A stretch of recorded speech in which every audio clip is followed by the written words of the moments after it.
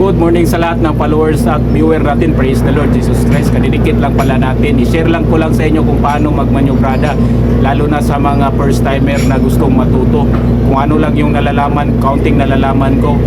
Kaya yung barko, hindi ito pareho ng sasakyan na may brake. Pwede mo din dito matutunan yung ship's handling ship's handling and maneuvering dyan sa mga simulator o sa school. Pero may pagkaibahan yan. Kapag yung simulator magkamali ka, pwede ka naman ibago mo.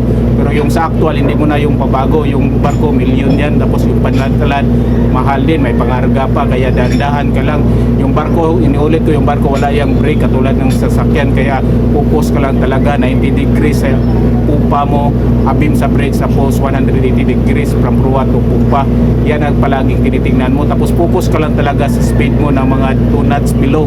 Huwag kang magdalawang isip gumamit ng magtina. Tingnan mo talaga yung hangin kung saan yung hangin, tapos yung water current. Tapos mas maganda na sanay ka gumamit ng angkla kaysa bow thruster, kasi kapag palipad ka sa barko na mayroong bow thruster, madali na lang sa'yo. Pero dito sa domestic, kailangan ka masanay na walang tagbot at pilot kasi maliliit man tayo. Pero yung mga malalaki na mga barko, hindi ka na matakot dyan kasi may maraming tagbot na yan. May mga 2 tagbot, 3, 4, 5, lalo na mga malalaki. Hindi yan pwede na walang mga tagbot na.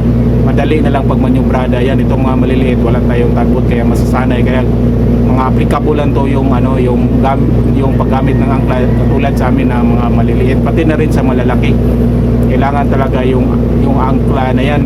Tapos dito sa domestic, dito sa domestic matuto ka lang talaga kahit hindi ka pa tagalan, matuto ka na lang din magmanyobrada yan kasi masasanay ka na yan. Importante talagang malalagin sa Panginoon Diyos, focus ka lang talaga. Huwag ka dalawang isip gumamit ng makina, hardport mo o hard starboard.